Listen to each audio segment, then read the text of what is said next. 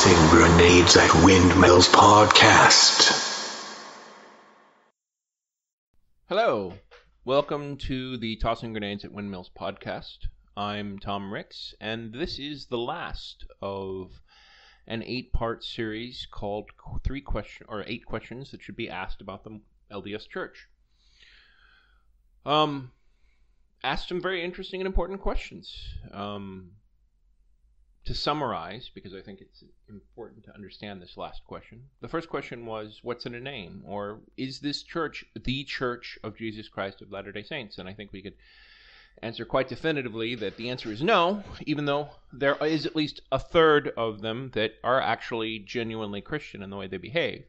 The church's beliefs, of course, are extremely Christian, but, there are very few churches on this planet that actually have a majority of the people that behave in a Christ-like fashion or whatever their actual beliefs are, and that's just the nature of humanity. The second question, of course, was about the power of story, and the second question was about the children of Manasseh, or basically the LDS Church's behavior towards Native Americans, and let's throw in there African Americans and lot of other people, including women. I think we can safely say that treatment is terrible on an institutional level, much less the vast majority of the individuals of the LDS Church who basically do nothing for these people that they're supposed to care for in their own scripture. Rank hypocrisy. I think the third...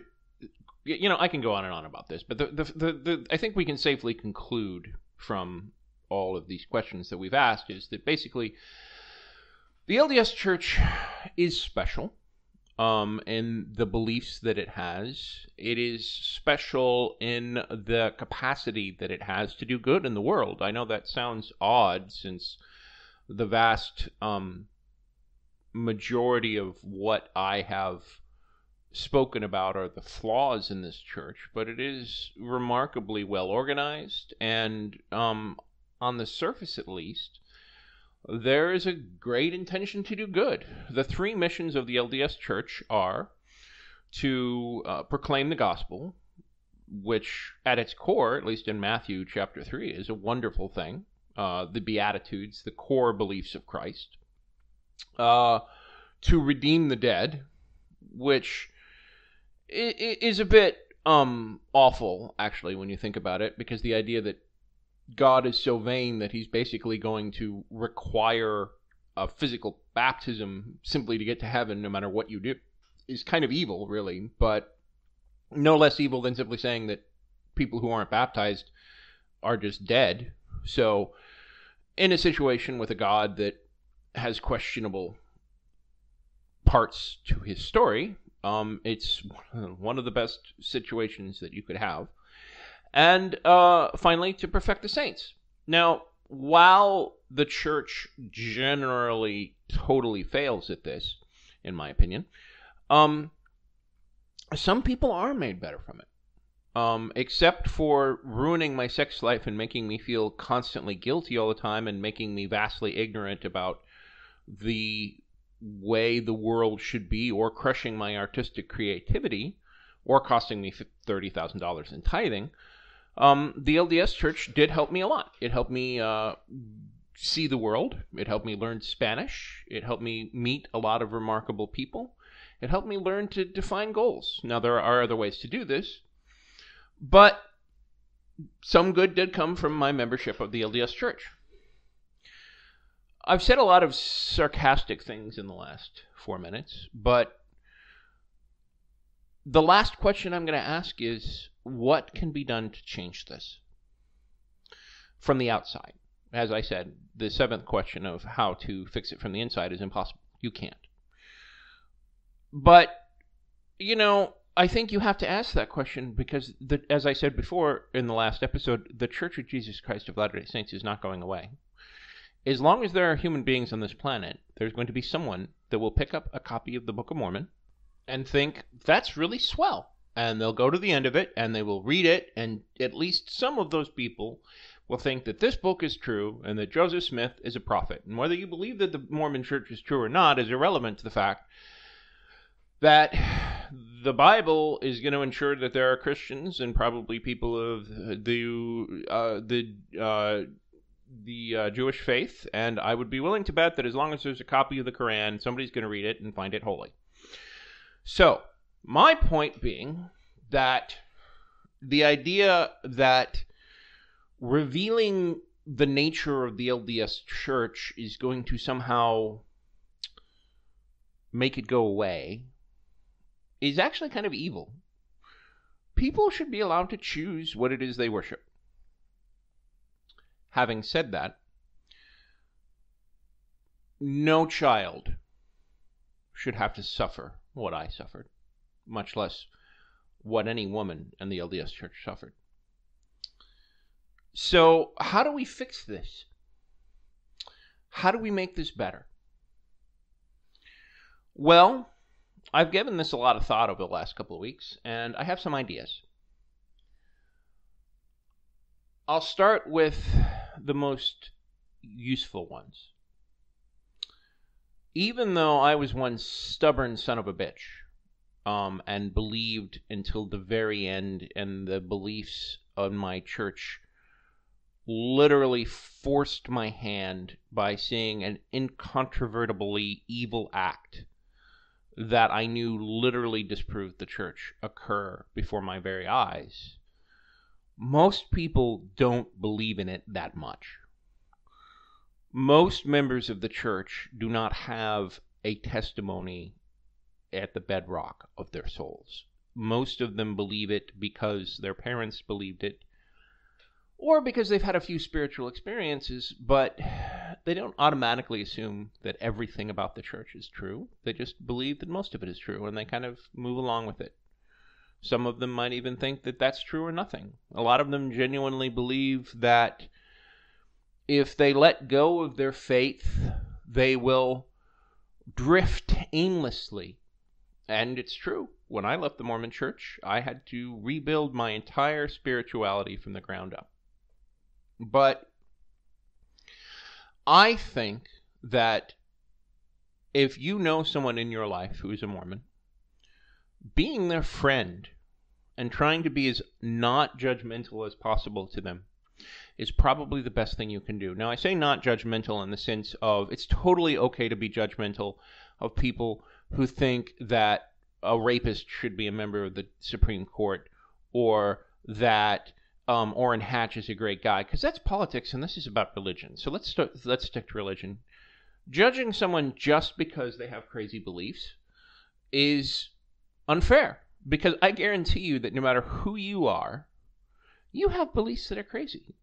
In fact, if you are the most rationalist, hardcore atheist that doesn't believe in any form of mysticism or atheism or the afterlife, I'm betting odds are you're probably a jerk. And if you're a jerk, if you're a militant atheist, which is also totally a legitimate viewpoint, just as legitimate as the LDS Church, if you're a militant atheist, I'm betting that you still have some ridiculous beliefs.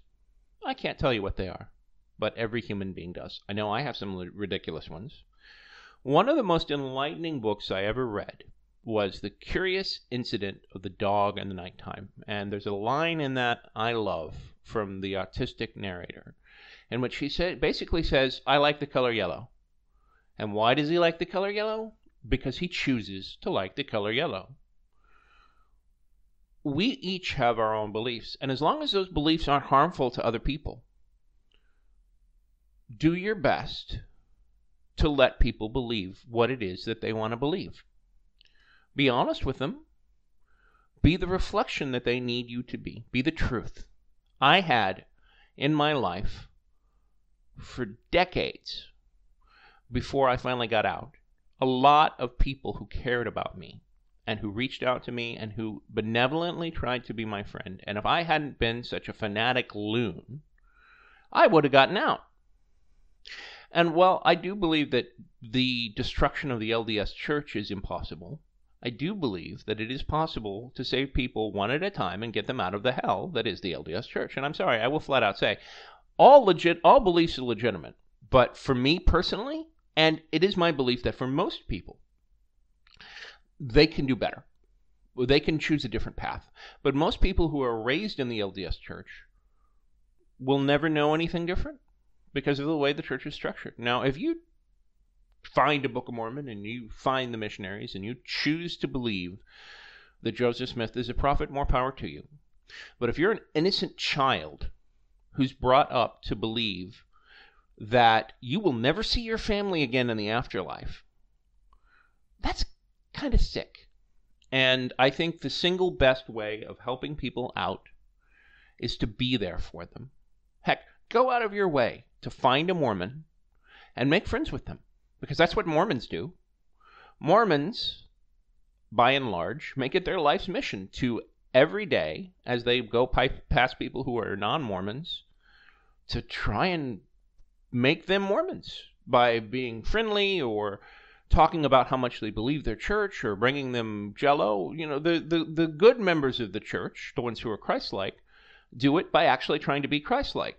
The ones who aren't either go through the motions to improve, to get the approval of other Mormons, but don't really care about it, or look at the ones who are Christ-like and do the best they can to imitate it. But I assure you, there is nothing that matters more to a Mormon than trying to make other people Mormon. So if you want to try and help a Mormon, let them do that. Let them do that inner desire that they have so that they can gain status with God and their church. And in the process, be there with an open hand, ready to draw them in. Because for people in my life who I know who are Mormon, who did not have the depth of my beliefs, I guarantee you that at some point there's going to be a moment of darkness and doubt. And the exact same tools that the Mormon missionaries use to pull people in, you can use to pull them out. There's a part in the Book of Mormon where there's a prophet by the name of Abinadi. And Abinadi makes a pretty goddamn impressive speech before they burn him at the stake. And he gets burned at the stake. But he only converts one person. A guy called Alma, another book that they have in the Book of Mormon. Alma, on the other hand, grows to become the leader of the church in the Book of Mormon and converts thousands, arguably hundreds of thousands, depending on whatever population of that fictional book you want to believe. If you can pull just one Mormon out of the Mormon church by being their friend, by being them for them, you can save all of the people that person might have pulled into the church, all of their children, all of their children's children. Up to you. But I'm going to say flat out that all of the other ideas I have about how to fix this problem pale in comparison to just being a friend. So, let's get on to other issues. Like I said, there's always going to be an LDS church. So we can talk about how to theoretically improve the church itself. And there are ways. The church will change when social pressure is put on it. Let's look at Proposition 8, right? In theory, this Church of Christ should be fearless, because that's what Christ was, the way Christ was. So if Christ is talking to their prophet, they should reflect that fearlessness and these divine mandates. But, observation shows that it's not quite that way. When Prop 8 happened, they were fearless. The church was like, "Oh, all right, go on. We're going to stop gay marriage. We're going to stop it because it's not God's plan. It's not the way God wants it to be. Two men or two women together. That's just not the way it's supposed to happen." Well, the church has definitely not changed its beliefs. People weren't happy with what the Mormon Church was doing with Proposition 8. And, remarkably, the church has gotten its ass out of politics. Now, there's sneaky leaders like Orrin Hatch or Mitt Romney who want to put judges who are rapists in the Supreme Court, or they're with the Republican Party that's all about voter suppression. But again, that's politics. That's not religion. The church itself, the official position of the Church of Jesus Christ, has always actually been apolitical. It's just that now they actually follow their own policy because they're afraid, because we made them afraid. So ridicule is definitely a way to influence the LDS Church. Now, but the thing is, the key with ridicule is you have to be very specific about what you're ridiculing them for. If you ridicule the church for things that they hold sacred, like, ha, ha, ha, ha, look at those stupid Mormons wearing their sacred underwear. Well, that's just the thing. It is sacred. You know, it's all funny to laugh at a Catholic for believing that this piece of bread literally turns into the flesh of Jesus Christ. But you know what? To a serious, hardcore Catholic, you're mocking Christ. You're mocking God. How far is that going to get you? It might get you points with your friends, but if you're actually trying to convince somebody that maybe they shouldn't be quite so Catholic, you're going to get nowhere. But if you want to actually change the mind of a Mormon, mock their hypocrisy. Tell them that you were thinking about taking the discussions with the missionaries, but when they wanted to have a lawsuit to threaten you because you supposedly threatened their children, and that you heard that Mormons don't believe in lawsuits, you changed your mind. Almost all Mormons are hypocrites. I can count on one hand the number I know who actually live up to all their beliefs and are actually Christians. There's a lot of Mormons who do all the beliefs that the Mormon Church cares about, you know, pay their tithing, maintain an active temple recommend, and seem like the nicest people you'll ever know. But in their heart of hearts, they don't really even know who Christ is. It's an abstract concept. I'll flat out tell you, I knew the Book of Mormon and the scriptures of the LDS Church like the back of my hand since I was 12 years old. And I was a fanatic. I didn't have a relationship with Christ until the middle of my mission when I was 20 years old. And I made it my personal purpose to do that. My point is that every member of the church who's an actual member of the church doesn't pay as much attention to the beliefs of Christ unless they're in the minority.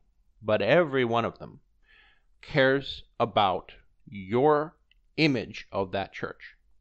It is the single most important thing to a faithful Mormon. Mitt Romney, who I despise, and I get that that's politics, but I'm talking about Mitt Romney's spiritual beliefs.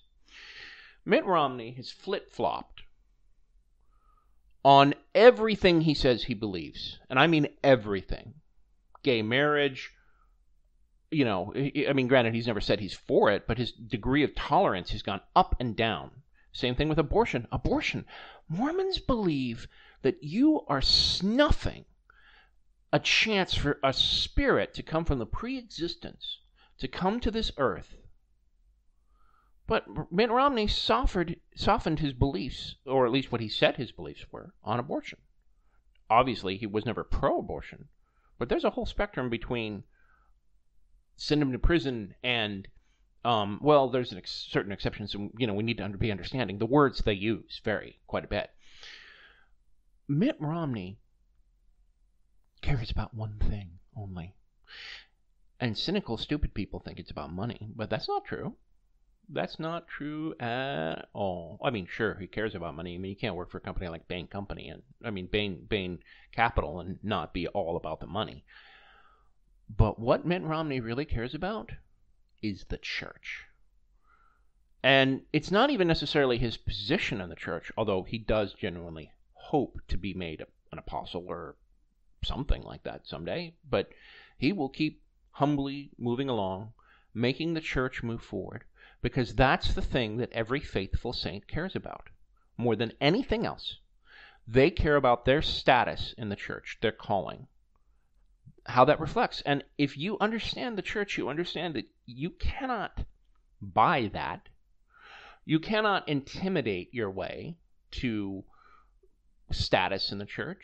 There is only one way you can get status in the church: if the church chooses to give it to you, or God, depending on if you actually believe that crap. But the point is that you can't buy your way into the Mormon church. You cannot in any way, shape, or form, even if you perform some great service. Were Mitt Romney in his wonderful dream of the world to actually become president of the United States and do whatever it is he thought that the church would want him to do, he could do everything that he wants the church to do, and there is absolutely no guarantee that the church would ever elevate him to a position of power. And Mitt Romney's okay with that because he's still advocating and moving forward the church.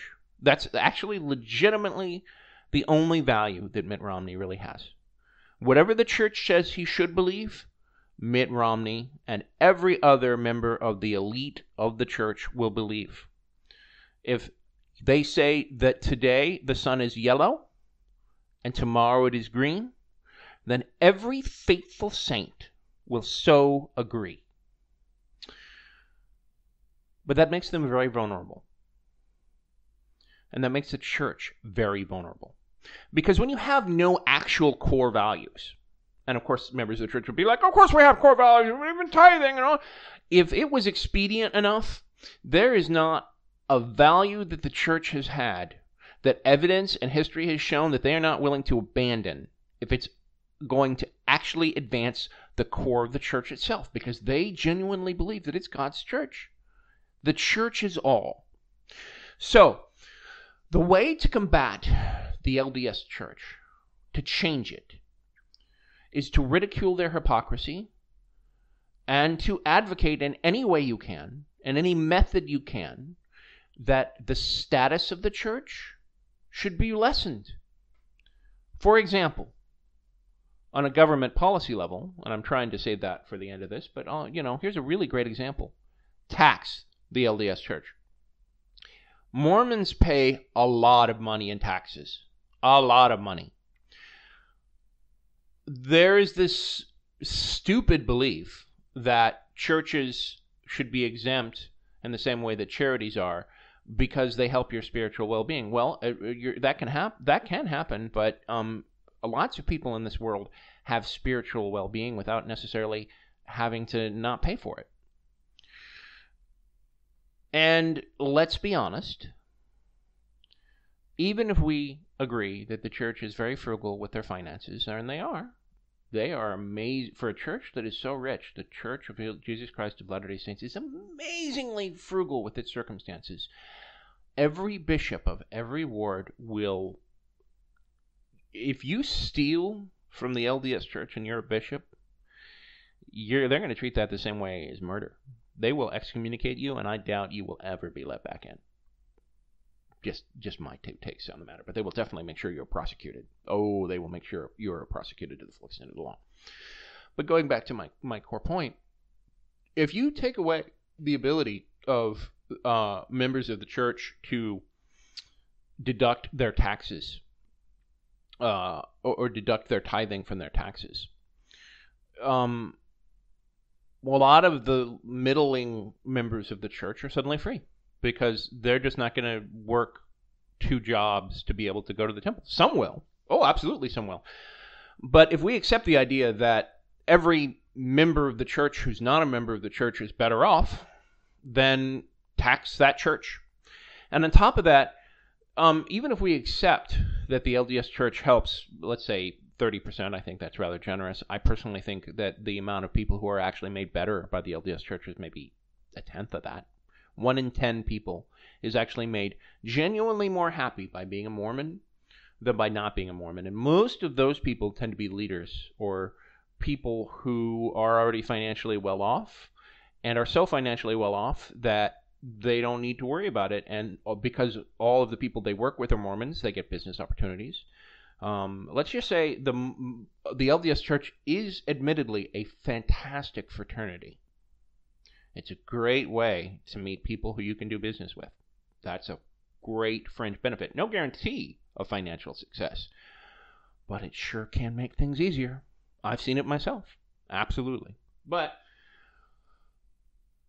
even if we accept that the LDS Church was actually helping people spiritually, we can all agree, even members of the church, that there are people who abuse that. The preacher who says that God's going to kill him if he doesn't get a Lear jet, or the guy that basically takes all the money that he gets from the church and rather than building temples or the church itself, turns around and buys himself a mansion. So, but the thing is, you can't have one without the other. You can't really have a system where you get to decide how it's spent. You just don't. So the easiest way to prevent that abuse is to just simply say, if you have a church, you get taxed. End of story. You can't deduct your taxes from your tithing. Not only will that save a lot of people from the church, not only will that reduce the amount of funds that the church has, which makes it less dangerous, but it also lessens the power of the church. Now, the church will still be around? Absolutely. There's other things you can do about that. You can make sure that our public education system actually has a robust course on religion. All the world religions. Some places have it, some don't. You can also keep any reference to specific religions out of the goddamn classroom unless it's a course on religion. That's easier said than done, I get, but it's a way to go. Because if we can have one religion in class, then we can have any of them. And the simple mechanism you offer to people that want to put religion in the classroom or in any other part of the world besides their own individual church is you basically say, okay, we're going to randomly select it. And then you make up a bunch of religions like the Church of the Flying Spaghetti Monster or the Temple of Baphomet or whatever thing that makes them squirm and makes them uncomfortable or, as I said, ridicules them. That's what you do. You don't need to attack the Mormon Church directly. You don't want to make the Mormon Church illegal. Let people believe what they choose to believe. Freedom of association is a fundamental human right. But they don't, just because they have the freedom to associate, doesn't mean that they should be free from ridicule. Blasphemy laws around the world are the most evil, the most demonic laws that I can think of, except for mandatory gay conversion therapy. All right, let's talk affirmative action. Nobody likes it. I don't either. I think that it would be nice if we could live in a meritocracy where everything you achieve in your career is due to your own actions. But if you haven't read the book Outliers, I can't recommend enough that you do. And that will take your idea of meritocracy and throw it in the trash, which is where it belongs. Your culture and your background influence every opportunity you have. And if we're going to accept that that's the case, then we should have a situation where quotas in certain cases are mandatory. And specifically what I'm saying is that I don't genuinely believe that certain cultures should have an outsized influence in government. I'm looking at you, LDS Church. It's okay to say that if your governmental system, whether it is by geographic representation or by simple political party, allows a religion, an outsourced area in politics, then it's okay to build a mechanism to compensate for that. They do it all over the world. Extra legislative seats are added for women or other religions. If the LDS Church is going to get twice the representation in critical national security infrastructure or the legislature, then just change it. Now, I'm not going to get into politics too much. I'm just going to, because later I'm going to be doing a thing on changing the Constitution. But we need a new constitution. We need to change some of the fundamental ideas that we have about we should have freedom of religion, but we should also have freedom from religion. I'm sorry, the people who don't want that are the people who look at The Handmaid's Tale and secretly think, that's not such a bad idea. They might not ever say it out loud, but trust me, they think it. All right, let's talk art. People who say that art doesn't matter are fools. By the way, you want to know who does think that culture matters? LDS Church. Go to Utah.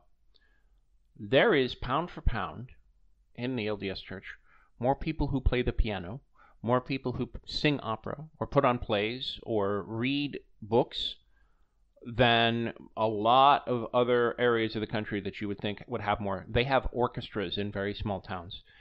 Members of the LDS Church appreciate art and culture, as they should, because from the earliest days, Joseph Smith understood not only the importance of culture, but how to shape it. Again, read Outliers if you want to understand the importance of the culture wars. The culture wars are not some abstract hobby for people on both sides of the political spectrum. The culture wars are the only political fight that matters, because it's about what it means to be human. And that's also about art. Art itself is about how to be human. As an artist, you can do more to rescue people from the LDS Church than any government could ever legislate. If I had the Empire from Star Wars with stormtroopers that could actually shoot, and the ubiquitous bugging of 1984, humans, being the remarkably clever creatures that they are, would still find a way to have an LDS Church. Why do that?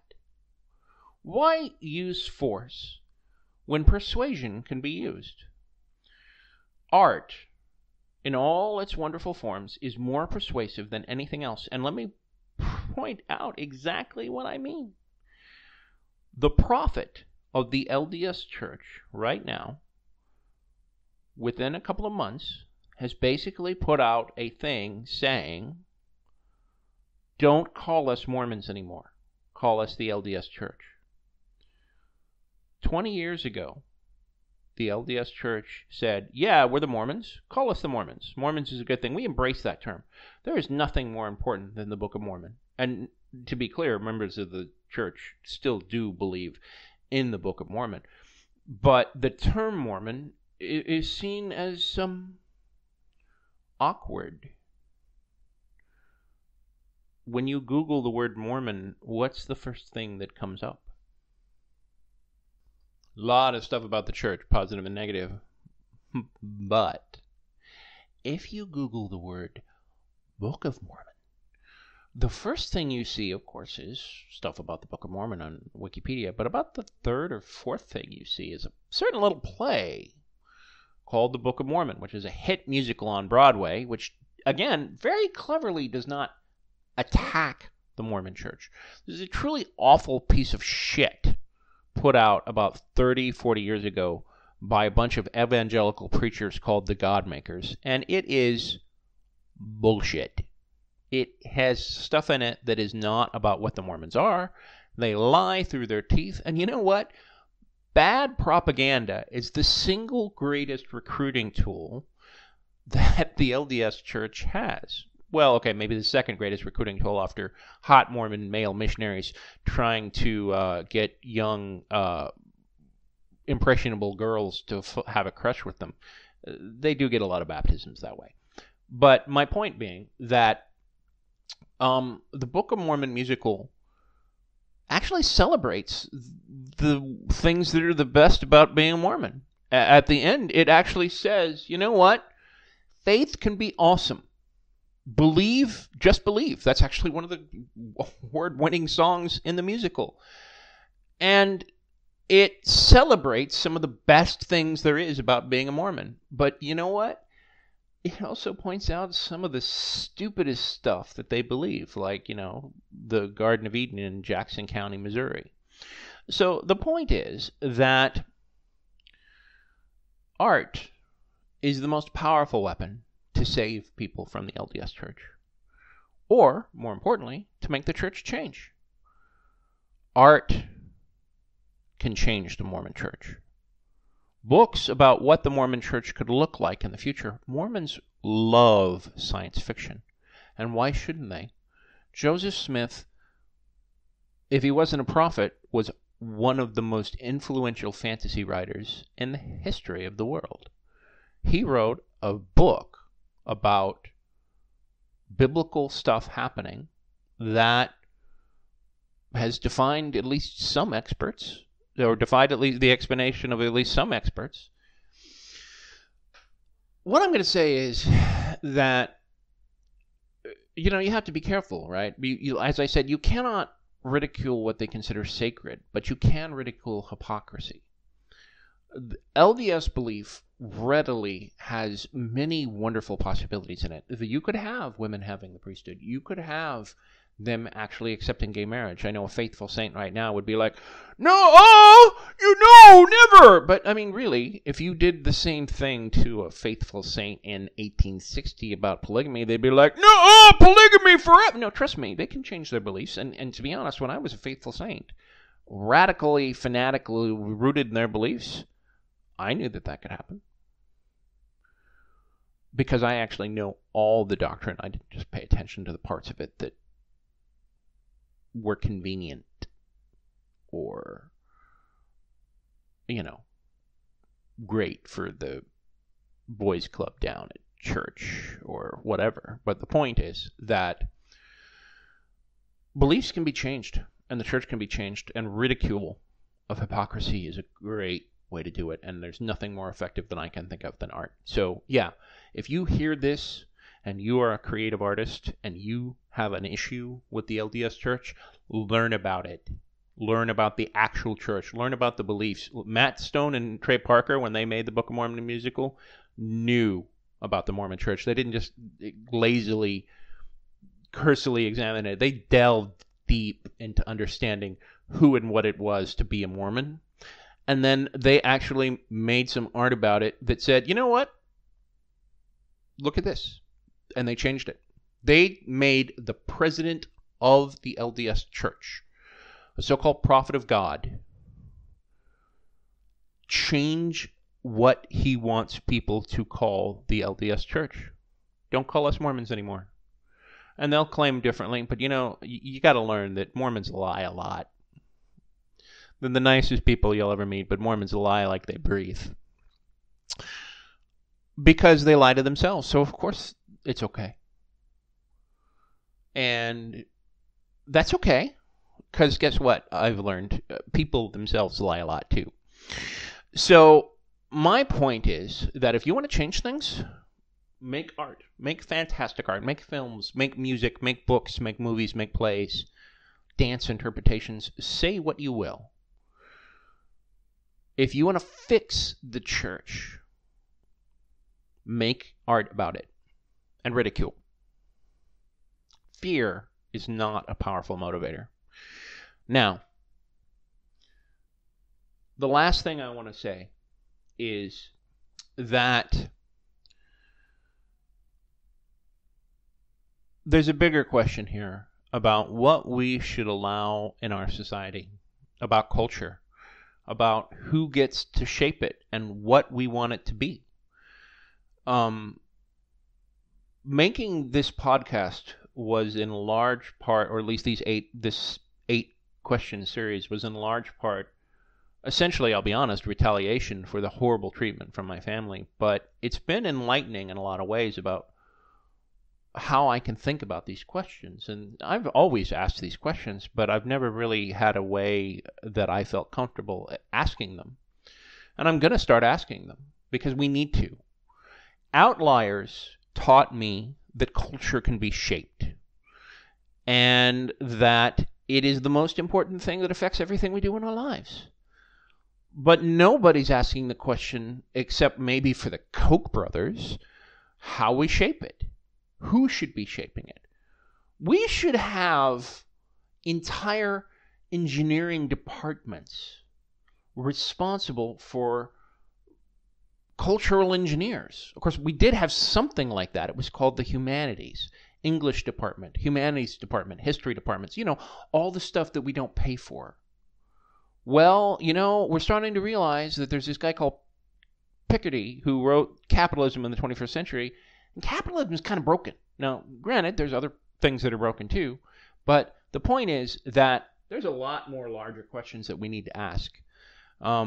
But one of the places that we can see as a way to not do things is Republican, highly capitalist, hypocritical, Happy Valley, Utah. So I will be referring to the Mormon Church and Republican Mormons in future podcasts, but I end with this. If you want to save someone from the Mormon Church, be their friend.